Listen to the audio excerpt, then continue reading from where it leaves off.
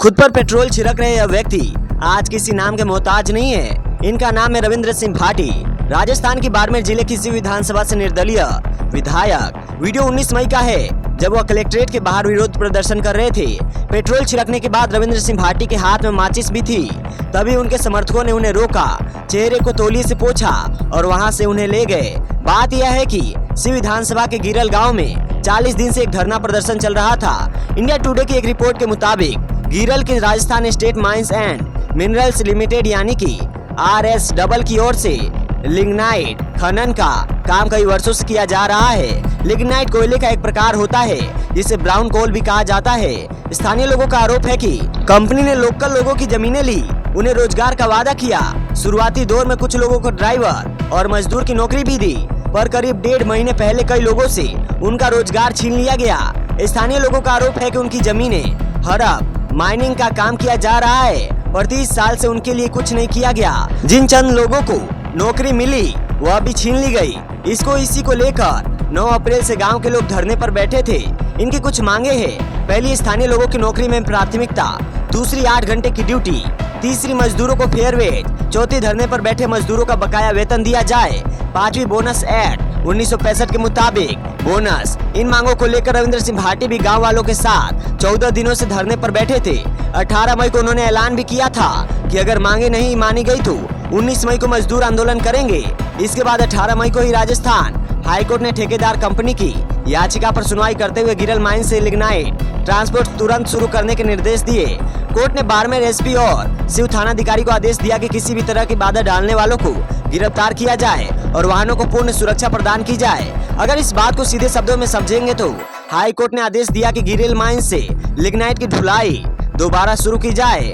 अगर कुछ लोग ट्रांसपोर्ट रोक रहे हैं तो यह प्रशासन यह सुनिश्चित करे कि ट्रकों और अन्य वाहनों को पूरी सुरक्षा मिले।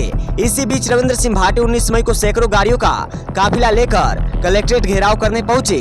पुलिस ने उन्हें और उनके समर्थकों को 1 किलोमीटर पहले ही रोक लिया। इसी के बाद रविंद्र सिंह भाटी ने वो कदम उठाया जिसका वीडियो आपने देखा। अच्छी बात यह है कि कोई दुर्घटना नहीं हुई। अब बात उस कंपनी को जिसके एस्टेब्लिशमेंट पर स्थानीय लोगों में नाराजगी है। RS राजस्थान सरकार का यह एक सार्वजनिक उपक्रम है यानी कि PSU, जो rock phosphate lignite, gypsum limestone और खनन करती है। ग्रिल लिग्नाइट माइंस बाड़मेर जिले के थुमली और गिरल गांव में स्थित है। इसे राजस्थान की पहली आधुनिक ओपन कास्ट लिग्नाइट खदान भी माना जाता है। 1994 में RSMML द्वारा इस खदान की शुरुआत की गई थी। यह मुख्य रूप से लिग्नाइट का उत्पादन करती है जो गिरल लिग्नाइट पावर प्लांट के ईंधन की सप्लाई करती है। फिलहाल रविंद्र सिंह भाटी की कलेक्ट्रेट चिन्मयी गोपाल से बातचीत हो चुकी है। वहां से कोई बड़ी जानकारी आएगी तो हम आपको जरूर बताएंगे। फिलहाल इस वीडियो में इतना ही। कैसा लगा यह वीडियो आप हमें कमेंट सेक्शन में बता सकते हैं। अगर वीडियो आपको यूजफुल लगा हो तो वीडियो को लाइक, शेयर एंड चैनल को सब्सक्राइब जरूर कीजिएगा। जय हिंद, जय भारत।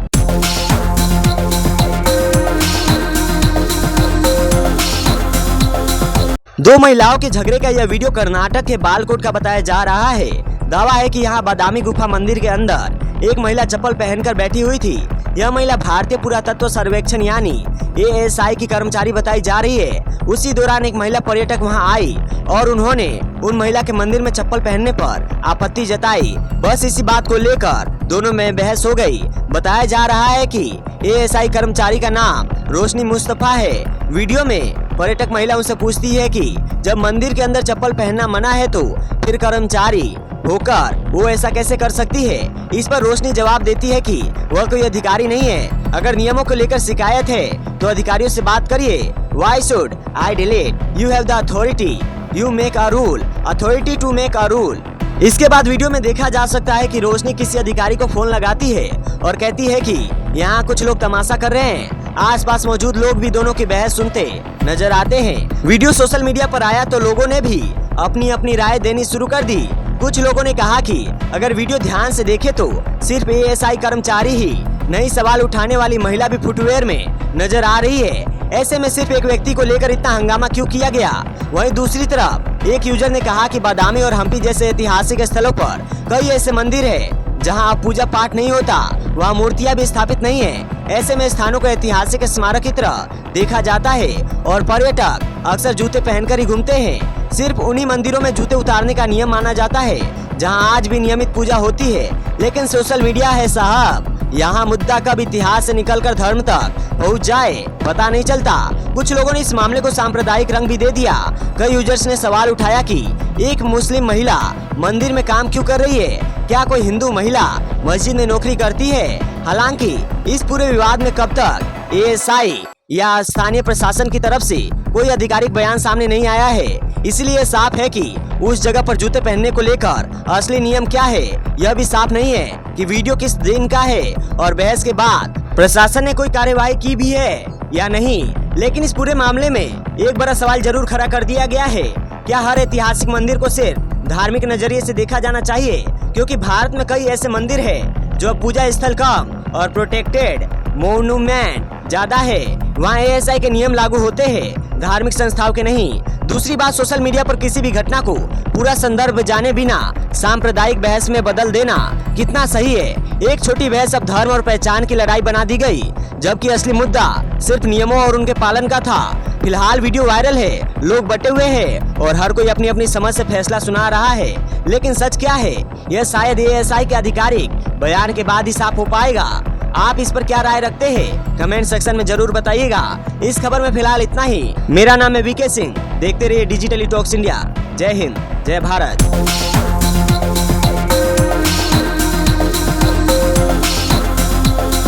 सड़क पर रेंगते आ रहे ये लोग वह लोग हैं जिन्होंने पढ़ाई की, परीक्षा दी, मेरिट लिस्ट का इंतजार किया, लेकिन नौकरी आज तक नहीं मिली। ये उत्तर प्रदेश के 69,000 असिस्टेंट टीचर भर्ती के अभ्यर्थी है। वो अभ्यर्थी जो पिछले 6 सालों से कोर्ट, सरकार और सिस्टम के बीच फंसे हुए हैं। अब इनका कहना है कि अगर सरकार उनकी सुन नहीं रही है तो वो सड़क पर रेंग कर अपनी ही बात पहुंचाएंगे। उत्तर प्रदेश की राजधानी लखनऊ में 18 मई को कुछ कैंडिडेट्स रेंगते हुए संदीप सिंह के आवास पर पहुंचे। संदीप सिंह उत्तर प्रदेश में बेसिक एजुकेशन मिनिस्टर है। वहां पहुंचे कैंडिडेट्स की मांग है कि 19 मई को सुप्रीम कोर्ट में 69,000 असिस्टेंट टीचर रिक्रूटमेंट स्कीम की सुनवाई होनी है। कैंडिडेट्स की डिमांड है कि इस मामले को लेकर सरकार की तरफ से एफर्ट्स नजर नहीं आ रहे हैं। वह चाहते हैं कि सरकार अपने एडवोकेट्स भेजकर इस मामले को जल्द से जल्द खत्म करे। इस मौके पर आज तक के संवाददाता संतोष कुमार शर्मा पहुंचे थे। सुनिए कैंडिडेट्स ने क्या कहा। चलिए उन्हीं के शब्दों में आपको सुनाते हैं। लेट करके यही है, हम लोग जो है पिछले 6 सालों से पिछड़े दलित अभ्यर्थी जहां विद्यालय में होना चाहिए था, हम लोग कीड़े मकोड़ों की जिंदगी जी रहे हैं। बाबूजी कल्याण सिंह जी के पोते हैं। वो कहा करते हैं कि अगर जो आपका कोई आरक्षण छीनता है तो थप्पड़ मार के सुनिए। ये उनके बायोलॉजिकल पोते हैं, लेकिन ये पिछले 5 सालों से करीब जो कुर्सी पर बैठे हुए हैं। हम लोगों को कीड़ा मकोड़ों की जिंदगी जीने कराने की क्या जरूरत थी। ये दिखा रहे हैं कि ये सिर्फ जो है फिजिकली शरीर हम लोग जो का है मनुष्य का है, लेकिन हम लोगों को जो कीड़ा बना दिया गया है। अगर कीड़े मकोड़े नहीं होते तो हम लोगों के लिए न्याय व्यवस्था सेम होता। सिर्फ हमको तो हिंदू कहा जाता है, लेकिन यहाँ हक, अधिकार और संविधान की बात होती है तो यही सरकारी अधिवक्ता को बेच करके लंबी डेट ले जाने का काम करते हैं। इसीलिए हम लोगों ने आज ये दिखाने आए हैं कि माननीय शिक्षा मंत्री जी, आपके समाज के पिछड़े दलित के लोग आज कीड़े मकोड़े, ना हमको धूप दिखाई देता है, ना गर्मी, ना बरसात। हम लोग पिछले 6 सालों से आंदोलन में हैं और नहीं तो और हम लोगों ने अपना खेत बंधक रखकर और माँ के गहने गिरव रखकर हम लोगों ने जो है सुप्रीम कोर्ट में एडवोकेट लेके जाते हैं। लेकिन यही सरकारी अधिवक्ता सरकार वहाँ पे लंबित है, ना सुप्रीम कोर्ट में मामला चला। सरकार क्या करेगी? सरकार नियोक्ता है, सरकार हमारे माई बाप है। एक दिन सरकार हमारा जिस दिन प्रपोजल लगेगी उसी दिन न्याय मिल जाएगा। लेकिन सरकार जाती है एक दिन पिछले डेट पे क्या किया था, सरकार ने क्या की। सरकार के सरकारी अधिवक्ता जाते हैं कि हमारे पास हाई लेवल की मीटिंग कराने हैं, हम अगले डेट पे जो है 15 दिन का मामला मुझे समय दीजिए, 15 दिन के बाद हम सरकार की तरफ से प्रपोजल लेकर आएंगे। लेकिन अभी तक करीब 4 महीना हो गया, इधर और उधर 14 महीना से ऊपर हो गए, लेकिन अभी तक कोई प्रपोजल नहीं गया। इसीलिए हम लोग मजबूर होके हम पिछड़े दलित समाज के लोग आज कीड़े मकोड़े के बनने के लिए तैयार है, जो इसी तरीके से रेंग रेंग कर आगे आए हैं। बिल्कुल आएंगे सर, क्या करें, हमारे पास कोई ऑप्शन नहीं है। हम लोग का करियर खराब हो चुका है, हम लोग बहुत गरीब परिवार से हैं, ऐसी हो गई है। वैसी भी हमारी जिंदगी कीड़े मकोड़ों से ही बदतर है। तो अब यहाँ पर हम कम से कम अपने जो हमारे समाज के मंत्री हैं, जो एक टीचर से बोलते हैं जो बोलते हैं कि सभ्य समाज को बनाने का काम करता है, कम से कम हमारे शिक्षा मंत्री को पता तो चले कि हम उस अति शिक्षकों को कीड़े मकोड़ों की तरह बना दिए हैं जो आज दर दर भटक रहे हैं। सही चीज तो ये है कि अब जाके हम लोग को पता चला कि सही में जगह हम लोग का ही था। अब तक हम ये समझते थे कि कीड़े मकोड़े नहीं है, लेकिन सच्चाई है कि हम लोग कीड़े मकोड़े के ही काबिल है, क्योंकि हम पिछड़े दलित है, निषाद समाज से है, और जितने ओबीसी के लोग हैं सब कीड़े मकोड़े हैं, क्योंकि कीड़े मकोड़े हैं। अगर आप अपने हक की लड़ाई लड़ेंगे तो लाठियां खाएंगे, मार खाएंगे। पेपर अगर पास कर लिए तो आप झूठे साबित किए जाएंगे। केवल आपको एक अधिकार है वोट देना। वैसे ये पहली बार नहीं है जब 69,000 भर्ती वाले अभ्यर्थियों ने सड़क पर उतरकर विरोध किया। इससे पहले 22 अप्रैल को उत्तर प्रदेश विधानसभा के बाहर भी बड़ा प्रदर्शन हुआ था। इस पूरी कंट्रोवर्सी की शुरुआत 2018 से होती है, जब उत्तर प्रदेश सरकार ने 69,000 असिस्टेंट टीचर की वैकेंसी निकाली। जिन भी कैंडिडेट्स ने टीचर एलिजिबिलिटी टेस्ट यानी कि टेट क्लियर किया था, उन्होंने अप्लाई किया, मेरिट लिस्ट प्रिपेयर हुई, भर्तियां हुई। लेकिन इसी बीच कैंडिडेट्स का आरोप था कि इस पूरी भर्ती प्रक्रिया में रिजर्वेशन नॉर्म्स का वायलेशन हुआ है, खासकर एससी और ओबीसी कैंडिडेट्स के साथ। मामला इलाहाबाद हाईकोर्ट पहुंचा। कोर्ट ने सिलेक्शन लिस्ट को कैंसिल कर दिया और कहा रिजर्वेशन नॉर्म्स के आधार पर फ्रेश लिस्ट निकाली जाए, और फिर मामला सुप्रीम कोर्ट तक पहुंचा। सुप्रीम कोर्ट ने स्टे लगा दिया, जिसकी सुनवाई अब 19 मई को होनी है। मीडिया रिपोर्ट्स के मुताबिक कैंडिडेट्स की मुलाकात मंत्री संदीप सिंह से हो चुकी है। उन्हें कार्रवाई का भरोसा दिया गया है, लेकिन सवाल वही है कि क्या इस बार से भरोसा मिलेगा या 6 साल से इंतजार कर रहे युवाओं को कोई ठोस जवाब मिलेगा। इस मामले में आगे जो भी अपडेट्स आएगा हम आप तक पहुंचाते रहेंगे। आज के वीडियो में सिर्फ इतना ही। जय हिंद, जय भारत।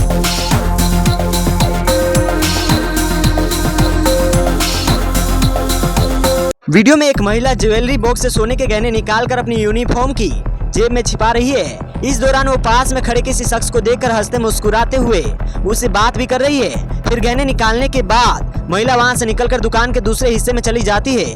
11 मई की शाम करीब 4 बजे के आसपास का यह सीसीटीवी वीडियो देखकर पहली नजर में लग नहीं सकता है कि यह करीब 1.5 करोड़ रुपए के गहने की चोरी का वीडियो है।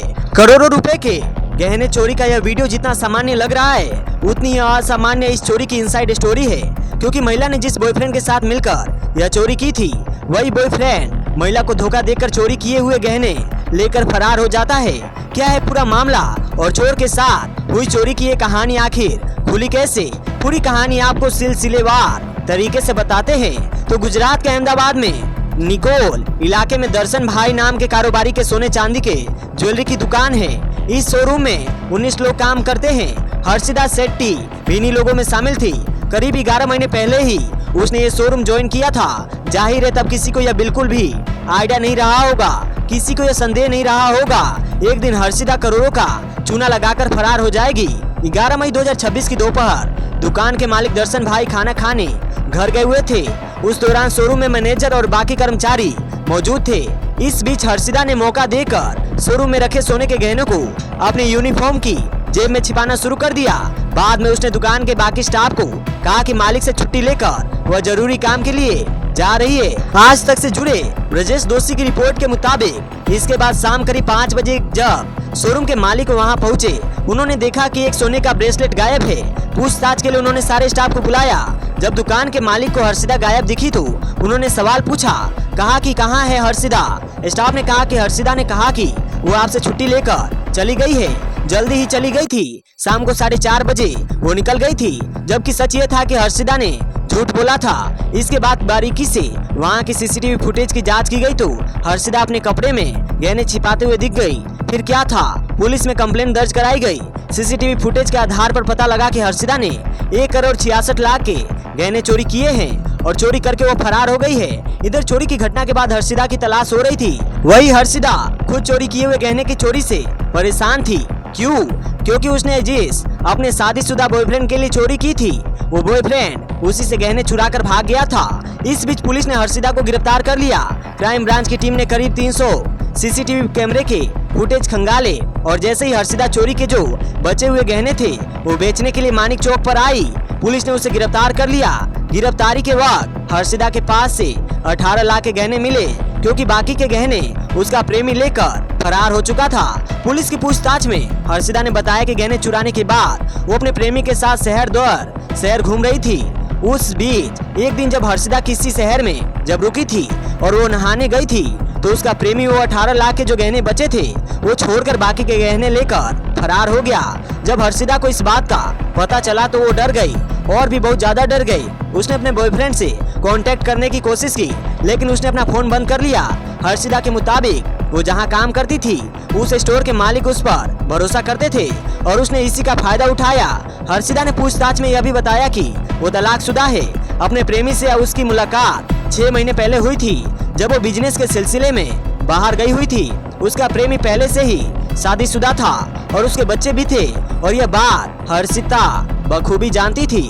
साथ रहते रहते एक दिन हर्षिदा और उसके प्रेमी ने दुकान में चोरी का प्लान बनाया लेकिन लास्ट मोमेंट पर हर्षिदा के प्रेमी ने उसे धोखा दे दिया और चोरी किए हुए गहने फिर से चोरी करके फरार हो गया। अब फिलहाल हर्षिदा पुलिस की गिरफ्त में है लेकिन जो आरोपी बॉयफ्रेंड है वो फरार है। पुलिस उसकी तलाश कर रही है। मामले में आगे जो भी अपडेट होगा हम आप तक पहुंचाते रहेंगे। आपकी इस खबर पे क्या राय है कमेंट करके जरूर बताइएगा। तमाम जानकारी जुटाई है। वीडियो बढ़िया लगा तो लाइक कीजिए, शेयर कीजिए। चैनल पर नए हैं तो सब्सक्राइब कर दीजिए। मेरा नाम है वीके सिंह और देखते रहिए द डिजिटल टॉक्स इंडिया। जय हिंद, जय भारत।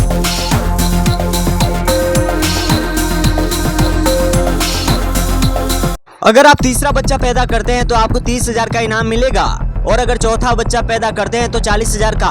और इनाम मैं नहीं दे रहा हूँ, सरकार देगी आपको। सरकार चाहती है कि 4 बच्चे पैदा किए जाए और इसकी घोषणा आंध्र प्रदेश के सीएम चंद्रबाबू नायडू ने कर दी है। यानी जाहिर सी बात है कि इस योजना का फायदा आंध्रा कपल्स को ही मिलेगा। जो वैसा 4 बच्चा पैदा करने के पक्ष में ना रहे वो शायद इनाम से प्रभावित होकर चौथा बच्चा भी प्लान कर ले। राज्य सरकार को शायद ऐसा ही लग रहा हो। अब आपने भारत में यह तो देखा होगा कि जनसंख्या पर काबू पाने के लिए योजनाएं चलाई जाती रही है। जैसे नारा हो गया हम दो हमारे दो।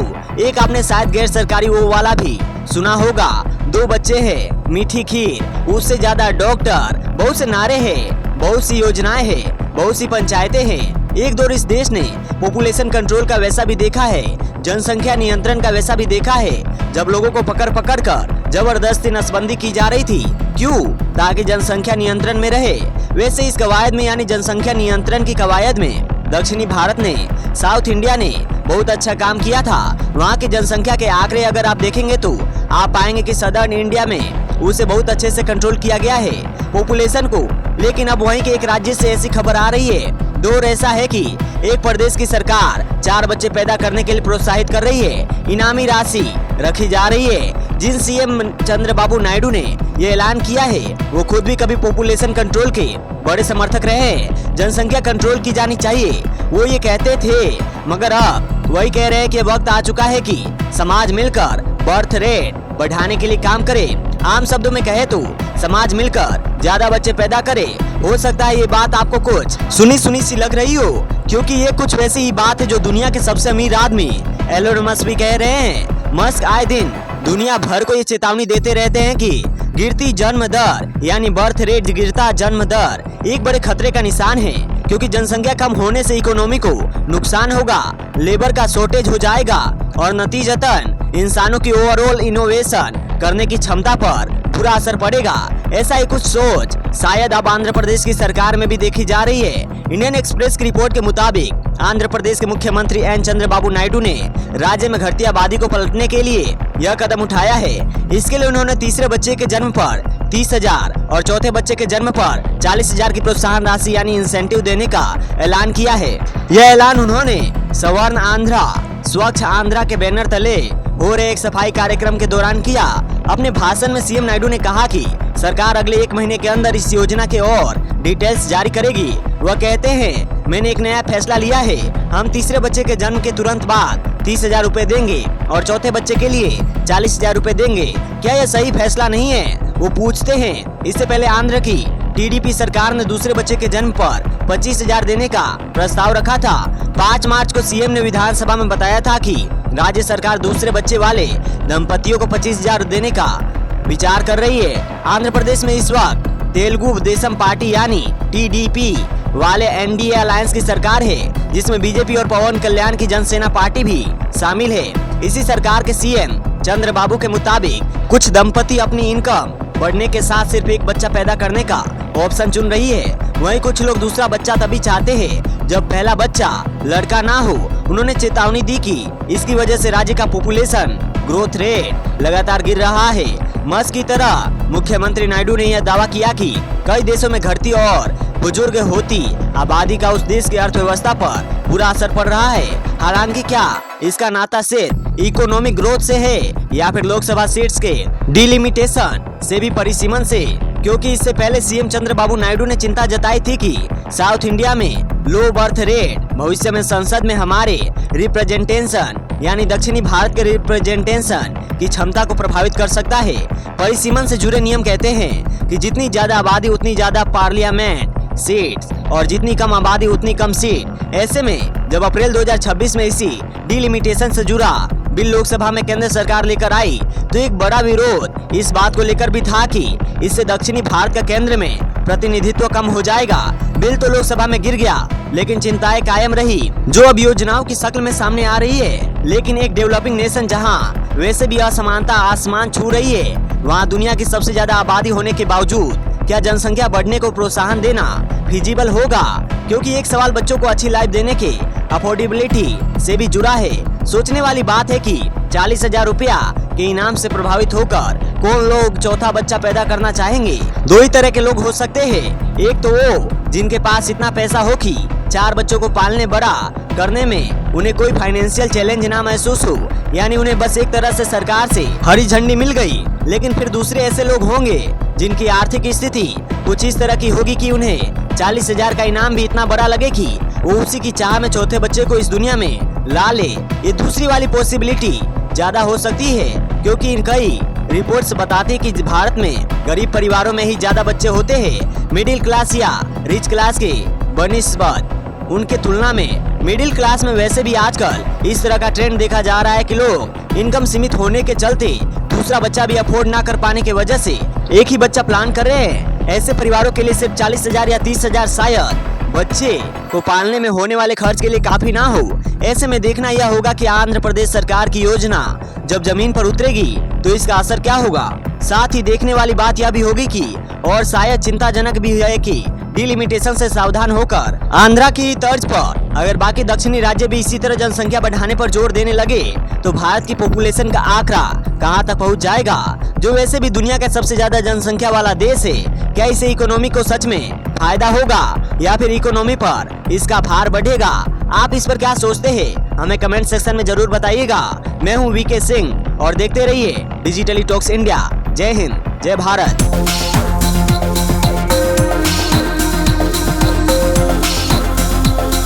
अमेरिकी राष्ट्रपति डोनाल्ड ट्रंप बड़ी उम्मीदों के साथ चाइना आए थे।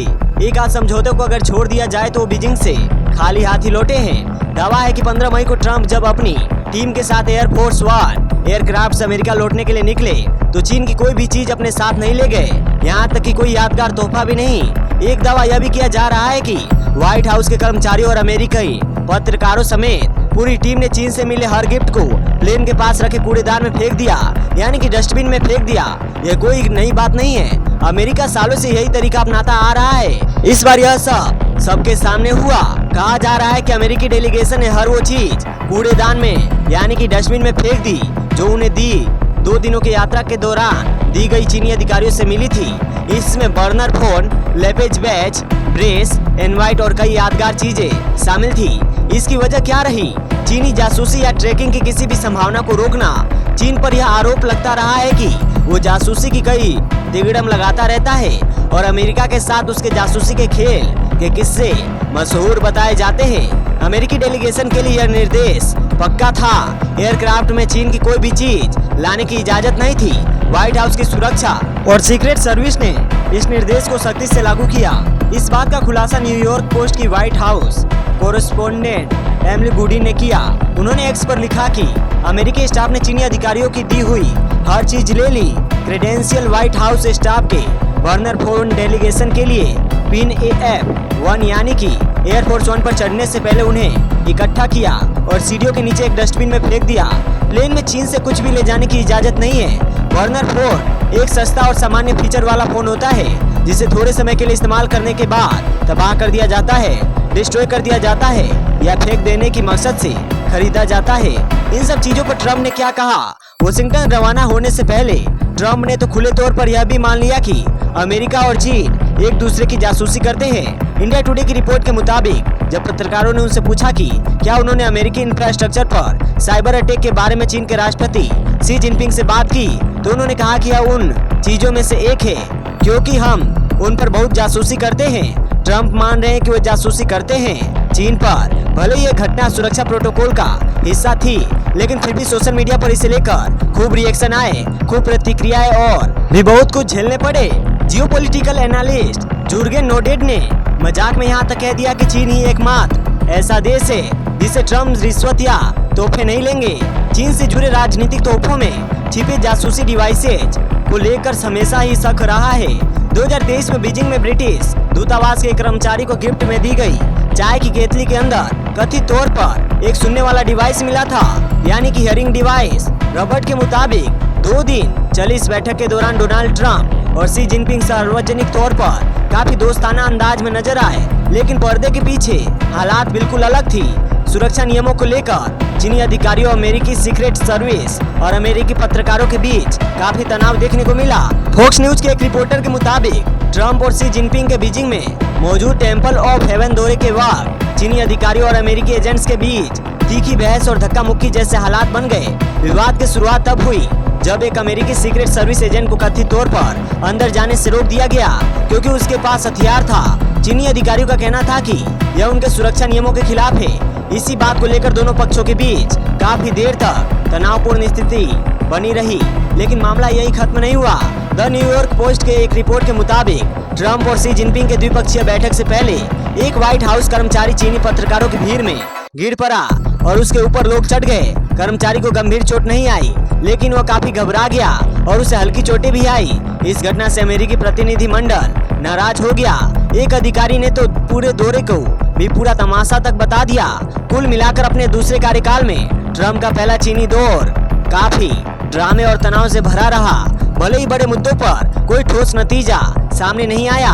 तो फिलहाल इस खबर में इतना ही। आपकी इस खबर पर क्या राय है, हमें कमेंट सेक्शन में जरूर बताइएगा। मेरा नाम है वीके सिंह। देखते रहिए डिजिटली टॉक्स इंडिया। जय हिंद, जय भारत।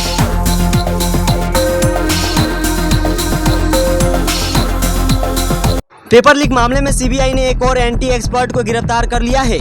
आरोपी का नाम है मनीषा गुरुनाथ मंडारे। पुणे की सीनियर बॉटनी प्रोफेसर है। पूछताछ के बाद इन्हें दिल्ली से गिरफ्तार किया गया है। सीबीआई का आरोप है कि नीट पेपर में जो बायोलॉजी क्वेश्चंस लीक हुए हैं उनके पीछे के मास्टरमाइंड्स में से एक ये भी है। सीबीआई के मुताबिक मनीषा को एनटीए ने नीट यूजी 2026 एग्जाम में बतौर एक्सपर्ट नियुक्त किया था, इसलिए बॉटनी और जूलॉजी के क्वेश्चन पेपर्स तक इनकी पहुंच थी। सीबीआई के स्पोक पर्सन का कहना है कि एनटीए की एक्सपर्ट होने के नाते मनीषा के पास बॉटनी और जूलॉजी के पेपर्स पहले से आ गए थे। फिर अप्रैल 2026 में उन्होंने मनीषा बागमरे के साथ मिलकर नीट कैंडिडेट्स को अपने घर पर इकट्ठा किया और एक स्पेशल कोचिंग क्लास चलाई। इस क्लास में उन्होंने स्टूडेंट्स को बॉटनी और जूलॉजी के कई सवाल समझाए, उन्हें नोटबुक में लिखवाया और किताबों में मार्क तक करवाया। सीबीआई का दावा है कि इनसे ज्यादातर क्वेश्चंस 3 मई 2026 को नीट यूजी एग्जाम्स के क्वेश्चन पेपर से मेल खाते हैं। मनीषा बागमरे जिसके साथ मिलकर उन्होंने छात्रों को जुटाया, उसे सीबीआई ने पहले ही 14 मई को गिरफ्तार कर लिया था। बताया जा रहा है कि वह ब्यूटी पार्लर चलाती है और उसका पति पेशे से डेंटिस्ट है। सीबीआई ने इससे पहले पुणे में केमिस्ट्री लेक्चरर पीवी कुलकर्णी को गिरफ्तार किया था। मनीषा बागमरे ने इनकी भी वैसे ही मदद की थी। पीवी कुलकर्णी भी नेशनल टेस्टिंग एजेंसी की तरफ से एग्जाम के प्रोसेस के एक्सपर्ट के तौर पर जुड़े थे। उन्हें नीट एग्जाम्स के पेपर का भी एक्सेस हासिल था। इंडिया टुडे से जुड़े अरविंद ओझा और मुनीस के रिपोर्ट के मुताबिक सीबीआई की जांच में सामने आया कि अप्रैल 2026 के आखिरी हफ्ते में पीवी कुलकर्णी ने भी मनीषा बागमरे की मदद से स्टूडेंट्स को इकट्ठा किया था। पुणे में अपने घर पर स्टूडेंट्स के लिए खास कोचिंग क्लास चलाई थी। इस क्लास में कुलकर्णी सवाल, उनके ऑप्शंस और उसके सही जवाब बोलकर लिखवाते थे। सीबीआई का कहना है कि इन स्पेशल क्लासेज में शामिल होने के लिए स्टूडेंट्स को लाखों रुपए देने पड़ते थे। द इंडियन एक्सप्रेस की रिपोर्ट के मुताबिक सीबीआई ने शिक्षा मंत्रालय से उन सभी लोगों की लिस्ट मांगी थी जो एनटीए की तरफ से क्वेश्चन पेपर तैयार करने के प्रोसेस में शामिल थे। एक सोर्स ने बताया कि सभी प्रोफेसर्स और उनके ऑफिस स्टाफ की लिस्ट मिलने के बाद सीबीआई उनके फोन रिकॉर्ड खंगाल रही है और ये पता लगाने की कोशिश कर रही है कि क्या इस मामले में गिरफ्तार किए गए आरोपियों और उन प्रोफेसर्स या स्टाफ के बीच कोई रिलेशन है। पेपर लीक होने के आरोपों के बाद नीट यूजी 2026 को रद्द कर दिया गया था और अब यह एग्जाम दोबारा 21 जून को होगा। सीबीआई का कहना है कि अब तक की जांच में केमिस्ट्री और बायोलॉजी दोनों पेपर्स के लीक होने के असली सोर्स का पता लगा लिया गया है। बिचौलियों के नेटवर्क का भी भंडाफोड़ किया गया है जो स्टूडेंट्स को इकट्ठा करते थे और स्पेशल क्लासेज में लीक हुआ पेपर दिलवाने का काम करते थे और उनसे लाखों रुपए वसूलते थे। सीबीआई की जांच जारी है। जो भी अपडेट से हम आप तक पहुंचाते रहेंगे। आप अपनी राय हमें कमेंट सेक्शन में बता सकते हैं। मेरा नाम है वीके सिंह और देखते रहिए डिजिटली टॉक्स इंडिया। जय हिंद, जय भारत।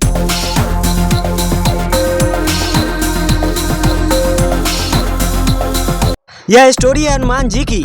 जय हनुमान ज्ञान गुण सागर, जय कपीति लोक उजागर। उस शक्ति की जिसने कभी अपने बल को अपनी पहचान नहीं बनने दिया बल्कि अपनी भक्ति को अपनी सबसे बड़ा पहचान बना लिया। यह कोई साधारण कथा नहीं है बल्कि उस दिव्य सत्य की यात्रा है जहां शक्ति, अमरता और सामर्थ्य होते हुए भी सबसे ऊंचा स्थान सिर्फ सेवा और समर्पण को दिया गया। जब संसार में अधर्म बढ़ रहा था, जब ताकत का इस्तेमाल अहंकार के लिए हो रहा था, तब सृष्टि को ऐसी शक्ति की आवश्यकता थी जो ना झुके ना टूटे, फिर भी अपने आप को सबसे छोटा माने। इसी दिव्य संतुलन से जन्म हुआ हनुमान जी का, जो केसरी और अंजनी के पुत्र थे लेकिन वास्तव में पवन देव के आशीर्वाद और भगवान शिव के अंश माने जाते हैं। बचपन से ही हनुमान जी के भीतर ऐसी शक्ति थी जिसे स्वयं देवता भी पूरी तरह समझ नहीं पाए, लेकिन उस शक्ति से भी बड़ी उनकी जिज्ञासा थी और उससे भी बड़ी उनकी मासूमियत जो उन्हें बाकी सभी दिव्य अस्तित्वों से अलग बनाती थी। एक दिन उन्होंने जब सूर्य को फल समझकर निगलने का प्रयास किया तो यह सिर्फ एक घटना नहीं थी, यह संकेत था कि यह बालक आने वाले समय में सृष्टि के सबसे बड़े संकटों का उत्तर बनने वाला है। लेकिन हनुमान जी की असल कहानी उनकी शक्ति नहीं, उनकी असली कहानी वह भक्ति है जो एक क्षण में शुरू होकर अनंत तक फैल गई और जिसने उन्हें भगवान राम का सबसे प्रिय भक्त बना दिया। और इस यात्रा में हम देखेंगे कि कैसे एक बालक जो सूर्य को निगल सकता था, उसने अपनी पूरी शक्ति को केवल सेवा में समर्पित कर दिया और वो बन गए संकट मोचन हनुमान जी। नमस्कार, मैं हूँ वीके सिंह और आज हनुमान जी की संपूर्ण कथा हम आपको सुनाने जा रहे हैं। हनुमान जी का बचपन किसी साधारण बालक जैसा नहीं था, लेकिन यह बात शुरुआत में किसी को समझ में नहीं आई। बाहर से वो मासूम और सामान्य बच्चे जैसे दिखते थे, लेकिन उनके भीतर छिपी हुई शक्ति हर दिन किसी न किसी रूप में धीरे धीरे सामने आने लगी थी।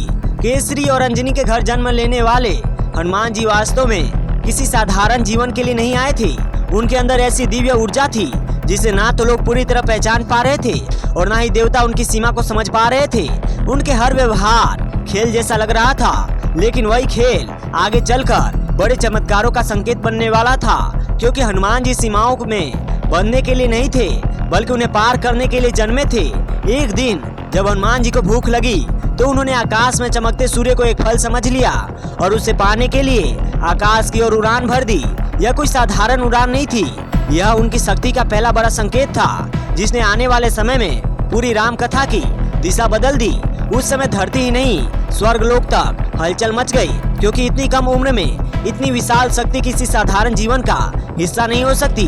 देवताओं के लिए पहली बार यह स्पष्ट हुआ कि हनुमान जी किसी सामान्य उद्देश्य के लिए नहीं आए हैं बल्कि किसी बड़े दिव्य और अनोखे कार्य के लिए जन्मे हैं। इस घटना के बाद भी हनुमान जी का स्वभाव वैसे ही मासूम बना रहा।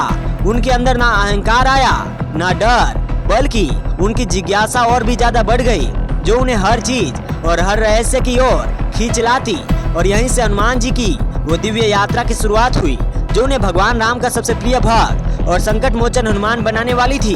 अब सवाल कि ये हनुमान जी और सूर्य जी का घटना असली रहस्य क्या था? क्या हनुमान जी वाकई में केवल सूरज को फल समझकर खा गए थे या किसी दिव्य योजना का पहला संकेत? देखिए, हनुमान जी के जीवन की घटना बाहर से जितनी सरल है, अंदर से उतनी ही रहस्यमयी और गहरी है। क्योंकि जब हनुमान जी बाल स्वरूप में उड़ते हुए सूरज की तरफ बढ़ने लगे तो वो दृश्य किसी साधारण बालक का नहीं था, बल्कि उस शक्ति का था जो अभी अपने असली रूप को पहचान भी नहीं पाई थी।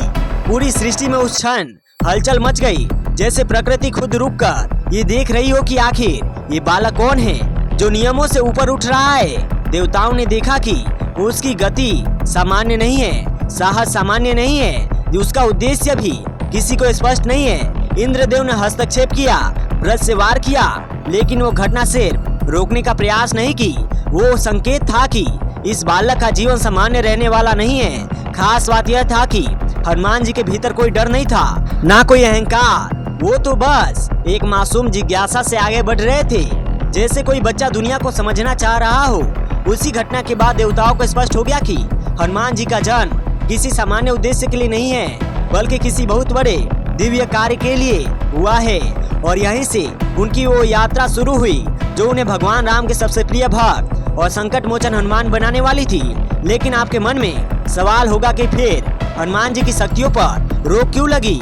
हनुमान जी पर इंद्रदेव के वृक्ष प्रहार के बाद केवल एक सामान्य घटना नहीं हुई थी, उनके जीवन की दिशा बदल दी गई थी। उस क्षण के बाद हनुमान जी की शक्ति अचानक शांत हो गई। वो भूल गई कि उनके अंदर कितनी विशाल ऊर्जा छिपी है और यह कोई साधारण घटना नहीं थी, बल्कि सृष्टि के संतुलन का एक हिस्सा थी। क्योंकि अगर हनुमान जी अपनी पूरी शक्ति को बिना नियंत्रण के इस्तेमाल करते तो शायद पूरी व्यवस्था के लिए असंतुलन पैदा हो जाता। इसीलिए देवताओं ने निर्णय लिया कि और यह निश्चय किया कि उनकी शक्ति को कुछ समय के लिए ढक दिया जाए, ताकि सही समय आने पर सही उद्देश्य के लिए उसका इस्तेमाल सही ढंग से किया जा सके। लेकिन हनुमान जी के भीतर वो शक्तियाँ खत्म नहीं हुई, वो छिपी हुई थी, जैसे कोई आग रख के नीचे दबा दी जाती है लेकिन बुझती नहीं है। इस घटना के बाद उनका स्वभाव पहला जैसा ही मासूम सरल रहा, लेकिन भीतर एक शांति आई थी, जैसे कुछ बड़ा होने वाला है लेकिन अभी समय नहीं आया था। इस बीच उनका जीवन धीरे धीरे एक नए मोड़ की तरफ बढ़ा, जहां उनकी मुलाकात ऐसे लोगों से होने वाली थी जो उनके भाग्य को बदलने वाले थे। यहीं से वो समय था जो देवताओं की योजना के अनुसार हनुमान जी का मार्ग भगवान राम की ओर जुड़ने वाला था, क्योंकि उनकी असली शक्ति का उपयोग केवल युद्ध या चमत्कार के लिए नहीं, बल्कि धर्म, सेवा और भक्ति के लिए होना था। और यहीं से हनुमान जी के जीवन का सबसे महत्वपूर्ण अध्याय, महत्वपूर्ण पाठ शुरू होने वाला था, जहां उनकी शक्ति भी जागेगी और उनकी भक्ति भी, और दोनों मिलकर संकट मोचन हनुमान बनाएंगे। राम जी से मुलाकात। हाँ, आपके मन में जिज्ञासा होगी कि प्रभु श्री राम से मुलाकात कैसे हुई। देखिए, हनुमान जी के जीवन का सबसे बड़ा मोड़ तब आया जब उनकी मुलाकात भगवान श्री राम से हुई, क्योंकि यह सिर्फ दो व्यक्तियों का मिलना नहीं था, बल्कि भक्ति और भगवान के बीच उस संबंध की शुरुआत थी जिससे आगे चलकर पूरी सृष्टि के उदाहरण बनना था। उस समय भगवान जी एक पर्वत के आसपास सुग्रीव की सेवा में थे, वानरों की सहायता कर रहे थे, लेकिन उन्हें अभी यह पता नहीं था कि उनके जीवन का असली उद्देश्य क्या है, उनकी भक्ति किस दिशा में जाने वाली है। उसी समय भगवान राम और लक्ष्मण माता सीता की खोज में वहां पहुंचे। सुग्रीव से संपर्क हुआ। जब पहली बार हनुमान जी ने भगवान राम को देखा तो वो कोई साधारण मुलाकात नहीं थी, बल्कि एक ऐसा क्षण था जिसमें जैसा आत्मा ने अपनी पहचान को पहचान लिया हो, और उसी एक पल में भगवान जी के भीतर एक अटूट विश्वास जगा कि यही उनके आराध्य है, यही वह मार्ग है जिसके लिए उनका जन्म हुआ है। हनुमान जी ने जब भगवान राम के शांति, मर्यादा और दिव्यता को देखा तो उनके भीतर बिना किसी संदेह के भाव उत्पन्न हुआ कि अब उनका जीवन केवल सेवा के लिए है। उस पहली बातचीत में हनुमान जी ने अपनी बुद्धिमत्ता, विनम्रता और समर्पण से भगवान राम का मन जीत लिया, क्योंकि उनकी भाषा में अहंकार नहीं था, बल्कि केवल सेवा और भक्ति का भाव था। उन्होंने न केवल सुग्रीव और राम के बीच मित्रता का माध्यम बनाया, बल्कि यह भी सिद्ध किया कि सच्ची भक्ति केवल पूजा नहीं होती, बल्कि सही समय पर सही सेवा करना होता है। यही वो क्षण था जब हनुमान जी के जीवन को एक नई दिशा मिली, उनकी शक्ति को उद्देश्य मिला, क्योंकि अब वो शक्ति केवल उनके लिए नहीं थी, बल्कि भगवान राम की सेवा के लिए थी। और यहीं से वह यात्रा शुरू हुई जिसने उन्हें भगवान राम के सबसे प्रिय भक्त और संकट मोचन हनुमान बना दिया। हनुमान जी राम जी के करीब गए, फिर सीता माता की खोज की शुरुआत की।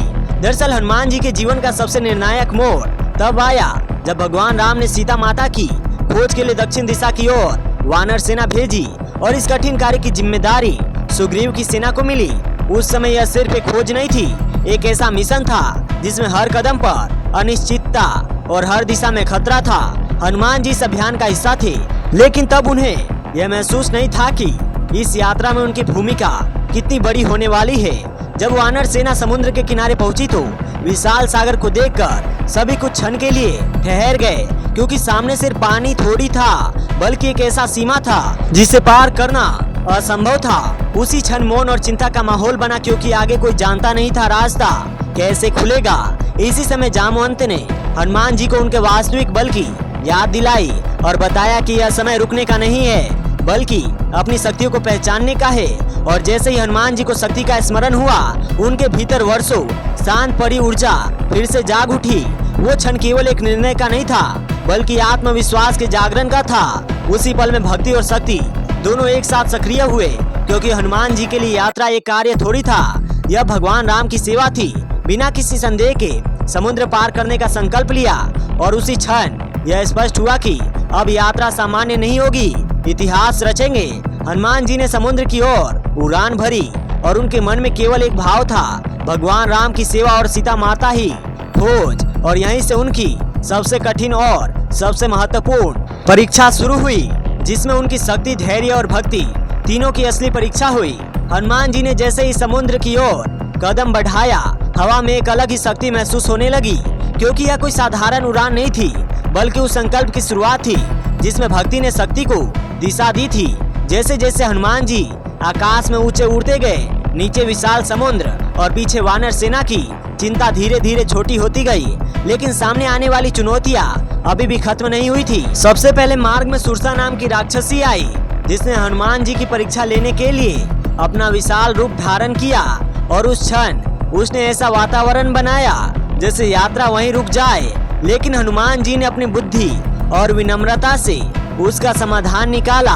बिना किसी अनावश्यक संघर्ष के आगे बढ़ते सिंहिका नाम की राक्षसी ने परछाई को पकड़ा, रोकने का प्रयास किया, लेकिन हनुमान जी ने शक्ति और समझ दोनों का उपयोग करते हुए परास्त किया। हर बाधा के साथ उनका आत्मविश्वास और बढ़ता गया, क्योंकि समझ में आ रहा था कि यात्रा केवल शरीर की नहीं, शक्ति की नहीं, धैर्य, बुद्धि और भक्ति का भी परीक्षा है। अंततः जब समुद्र के पार लंका की ओर बढ़े, तो वे क्षण केवल एक मंजिल तक पहुंचने का नहीं था, बल्कि उस पार विश्वास की जीत थी, जिसमें राम के प्रति समर्पण ने हर असंभव को संभव बनाया था। और यहीं से हनुमान जी की असली परीक्षा शुरू करी थी, जो उन्हें लंका प्रवेश और सीता माता के खुश के लिए महत्वपूर्ण अध्याय तक ले जाए। हनुमान जी ने जब समुद्र पार करके लंका की सीमा के पास पहुंचे, तो केवल एक नगर थोड़ी था, एक ऐसा राज्य था जहां हर तरफ रावण के शासन का भय, शक्ति, अहंकार फैला था। वातावरण में एक अजीब सा दबाव था, जैसे हर दिशा में निगरानी हो, हर कदम पर खतरा। लंका की रक्षा लंकिनी नाम की एक शक्तिशाली रक्षक कर रही थी, जो बिना अनुमति के किसी को भी अंदर जाने की इजाजत नहीं देती थी। जैसे हनुमान जी ने लंका पार की, लंकिनी ने रोक दिया। उसी क्षण दोनों के बीच टकराव हुआ, लेकिन टकराव केवल शक्ति का थोड़ी था, बुद्धि, धैर्य, आत्मविश्वास का भी था। हनुमान जी ने यहाँ भी अनावश्यक युद्ध में उलझने के बताए सूझबूझ और भक्ति से और शक्ति से ऐसा प्रहार किया कि वह समझ गई कि रावण के राज्य का अंत निकट है। और यह कोई साधारण वानर नहीं है। यह पल केवल संघर्ष नहीं था, बल्कि एक संकेत था कि लंका में अब एक नए अध्याय की शुरुआत हो रही है। और इसके बाद बिना समय गवाए लंका में प्रवेश किया, लेकिन असली कार्य तो यहीं से शुरू हो रहा था, क्योंकि यह सिर्फ प्रवेश थोड़ी था, माता सीता की खोज का सबसे कठिन परीक्षा थी। लंका के हर कोने में राक्षसों का पहरा, हर दिशा में निगरानी, हर कदम पर खतरे की संभावना। लेकिन हनुमान जी ने अपने मन को केवल भगवान राम की सेवा में केंद्रित रखा, उसी विश्वास के साथ आगे बढ़ते रहे। और यहीं से उनकी यात्रा शुरू हुई, जिसमें शक्ति से ज्यादा धैर्य, बुद्धि और भक्ति की असली परीक्षा, जो सीता माता की खोज के सबसे भावनात्मक और निर्णायक क्षण तक लाने वाली थी।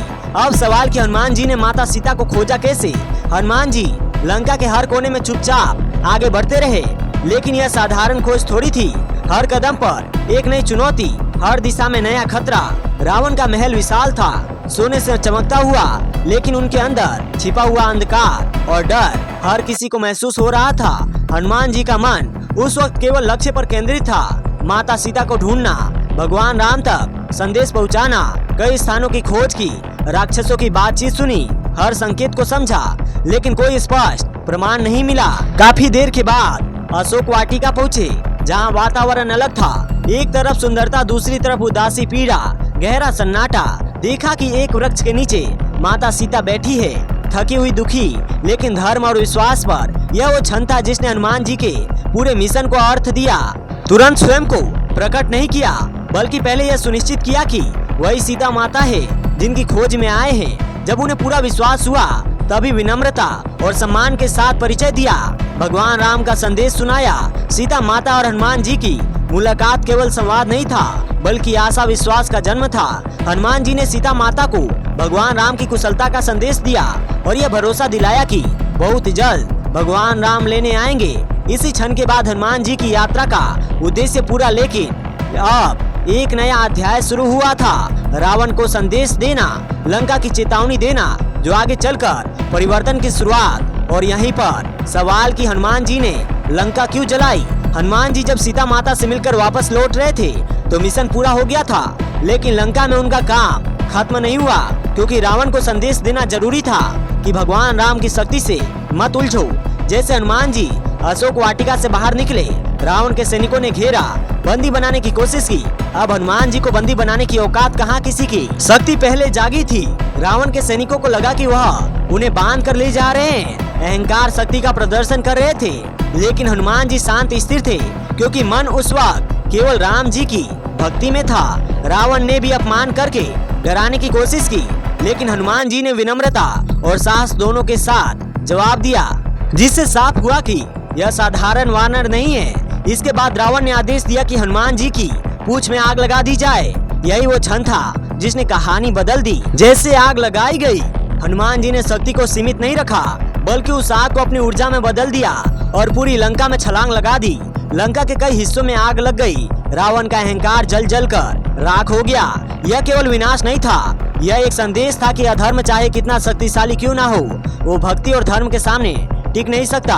हनुमान जी ने लंका जलाकर किसी व्यक्तिगत क्रोध का प्रदर्शन नहीं किया, बल्कि उस शक्ति का प्रतीक था जो धर्म की रक्षा के लिए जागी थी।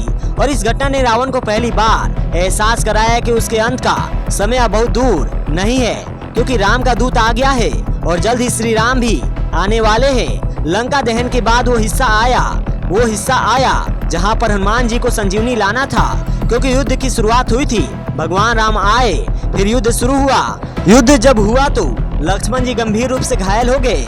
मेघनाथ ने उन पर हमला कर दिया था और यह सबसे कठिन क्षण था, क्योंकि ऐसा लग रहा था स्थिति संभालना मुश्किल है। लेकिन भगवान राम के लिए क्षण भावनात्मक था, इसीलिए इस समय जामवंत ने हनुमान जी को उन्हें कर्तव्य की याद दिलाई और कहा, वही ऐसा काम कर जो उसे संभव लग रहा हो। हनुमान जी बिना किसी देरी के संजीवनी बूटी के लिए हिमालय की ओर निकले। उस वक्त तो शिव का भगवान राम का आदेश था, या कहे कि आदेश से ज्यादा भगवान राम की सेवा का अवसर था। हनुमान जी हिमालय पहुँचे तो कहा गया, संजीवनी बूटी एक विशेष पर्वत पर मिलती है। वहाँ पहुँचे तो पहचानना मुश्किल, समय कम था, लक्ष्मण जी की स्थिति गंभीर थी और चारों तरफ हर जड़ी बूटी चमक ही रही थी। बिना किसी देरी के पूरा पर्वत एक साथ उठाकर ले गए। यह कोई साधारण कार्य नहीं था, बल्कि उस शक्ति संकल्प भक्ति का सबसे बड़ा प्रभाव था। जब वे पर्वत लेकर लौटे तो पूरी सेना ने देखा कि केवल शक्ति नहीं, अटूट विश्वास का परिणाम है। और समय पर संजीवनी पहुंचने से लक्ष्मण जी की जान बच गई, जिससे समझ में आया कि वो केवल योद्धा नहीं है, बल्कि राम भगवान के सबसे बड़े सहायक, संकट मोचन है, जिनकी भक्ति असंभव को भी संभव बना दे। जब युद्ध समाप्त हुआ तो सिर्फ रावण का अंत नहीं हुआ था, वर्षों से चले आ रहे भय, अन्याय का भी अंत हुआ। उसी के साथ वानर सेना ने भी गहरी राहत की सांस ली, शांति फैली, क्योंकि कठिन समय बीत गया था। लेकिन इस जीत के सबसे बड़े योगदान करने वालों में से एक हनुमान जी, जिन्हें बार बार साबित किया कि सच्ची शक्ति केवल युद्ध में नहीं होती, सही समय पर सही सेवा करने में भी होती है। लक्ष्मण जी के जीवन का वापसी युद्ध के विजय के बाद भगवान राम के लिए क्षण भावनात्मक था, क्योंकि हनुमान जी के समर्पण को पहली बार इतनी गहराई से महसूस किया, जहां कोई स्वार्थ नहीं था, कोई अपेक्षा नहीं थी, केवल सेवा। जब अयोध्या में राम राज्य की स्थापना हुई, तब भी हनुमान जी का स्वभाव नहीं बदला, क्योंकि उनके लिए कोई सिंहासन या सम्मान मायने नहीं रखता था। उनके लिए सबसे बड़ा सुख भगवान राम की सेवा करना था। राजसी जीवन को नहीं चुना, एक सेवक के तौर पर रहना पसंद किया, क्योंकि उनकी भक्ति किसी परिणाम पर आधारित नहीं थी, वो पूरी तरह समर्पण पर आधारित थी। कहा जाता है कि भगवान राम ने हनुमान जी को अमरता का वरदान दिया, ताकि जब तक इस संसार में राम कथा का नाम हो तब तक हनुमान जी भी अपने उद्देश्य में भक्तों की रक्षा करे। इसलिए हनुमान जी को चिरंजीवी माना गया, जो समय और मृत्यु से परे है। उनकी उपस्थिति आज भी संकट के समय भक्तों के विश्वास का आधार है। लेकिन सबसे बड़ी बात यह है कि हनुमान जी कहानी किसी अंत पर खत्म नहीं होती, क्योंकि सच्ची भक्ति समाप्त नहीं होती, वो जीवित रहती है। और हनुमान जी भी उस भक्ति के सबसे बड़े प्रतीक है, जो सिखाते हैं कि शक्ति से बड़ी चीज केवल सेवा समर्पण है। और यही कारण है कि हनुमान जी आज भी जीवित माने जाते हैं। जी हाँ, हनुमान जी जीवित क्यों माने जाते हैं? अगर आपके मन में सवाल है तो आपको बता दें कि हनुमान जी की कथा, उनकी कहानी या किसी एक युग तक सीमित नहीं है। वह समय से आगे चलने वाली ऐसी आस्था है जो हर युग में जीवित है। कहा जाता है जब जब संसार में संकट बढ़ेगा, भक्ति कमजोर होगी, तब हनुमान जी की उपस्थिति किसी न किसी रूप में महसूस की जाएगी। कभी आस्था के रूप में, कभी शक्ति के रूप में, कभी उस विश्वास के तौर पर जो इंसान को टूटने से बचाता है। यही कारण है कि उन्हें आज भी संकट मोचन कहा जाता है, क्योंकि उनका स्वरूप केवल इतिहास का हिस्सा नहीं, बल्कि वर्तमान में विश्वास का भी आधार है। हनुमान जी का सबसे बड़ा संदेश यही है कि शक्ति का उद्देश्य केवल अहंकार नहीं होता, सेवा होती है। और भक्ति का अर्थ केवल पूजा नहीं, समर्पण होता है। यह दिखाया कि चाहे कितनी भी बड़ी शक्ति क्यों ना हो, अगर उसमें विनम्रता नहीं है तो वो अधूरी है। इसीलिए हनुमान जी केवल एक देवता नहीं, एक ऐसी सीख है जो हर इंसान को समझाती है कि सच्ची महानता शक्ति में नहीं, बल्कि सेवा समर्पण में है। आज भी भक्त संकट में होते हैं तो उनका नाम लेते हैं। वो सिर्फ एक नाम थोड़ी है, विश्वास है, आशा है, शक्ति है जो मन के डर को बाहर निकालती है। और इसी कारण हनुमान जी की कथा कभी समाप्त नहीं होती, क्योंकि वो हर उस पल में जीवित रहती है जहाँ विश्वास, भक्ति, साहस बाकी है।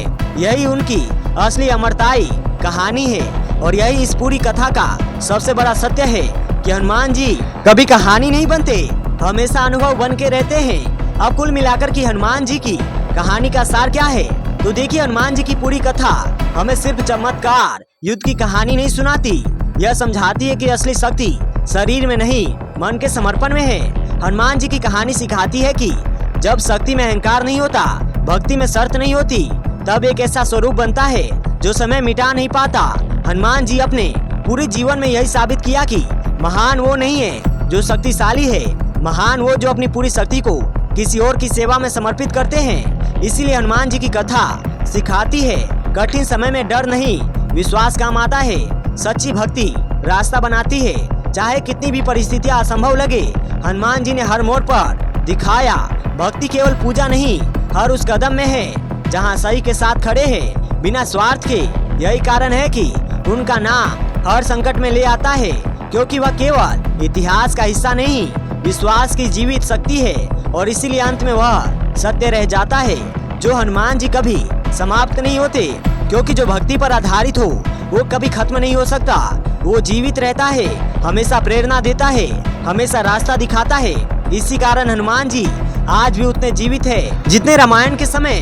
फर्क इतना है कि वो हमारी आस्था, हमारे विश्वास से बचते हैं। इसलिए उनकी कथा सिर्फ सुनने के लिए नहीं है, समझने के लिए है, क्योंकि याद दिलाती है कि शक्ति किसी को हराने के लिए नहीं, मदद करने के लिए, भक्ति पूजा करने के लिए नहीं, कर्म और नियत को सही रखने के लिए। इसलिए अगर इस कहानी को सुनते हुए आपको महसूस हुआ हो कि सच्ची सेवा समर्पण में है, तो इसे सिर्फ अपने तक मत रखिएगा, उन लोगों तक पहुंचाइएगा जिन्हें जरूरत है इनकी। क्योंकि आज के समय सबसे बड़ी ताकत ज्ञान नहीं, सोच है, और वो भी सही होनी चाहिए। अगर आपने यहाँ तक कहानी सुनी ही है तो एक छोटा सा काम कीजिएगा, इस सोच को आगे बढ़ाइएगा। अच्छी बातें तब बदलती है जब वे लोगों तक पहुँचती है। इसीलिए अगर कथा पसंद आई हो तो इस कहानी को अपने लोगों से शेयर जरूर कीजिएगा, हमसे जुड़िएगा, ताकि हम वह कहानी आप तक लाए जो आपके जीवन में बदलाव ला सके। बाकी हनुमान जी के जीवन का कौन सा हिस्सा आपको सबसे ज्यादा पसंद आया, वो कमेंट सेक्शन में जरूर लिखिएगा, अपनी स्पीड जरूर बताइएगा। जय हनुमान, जय जय श्री राम, जय हिंद, जय भारत।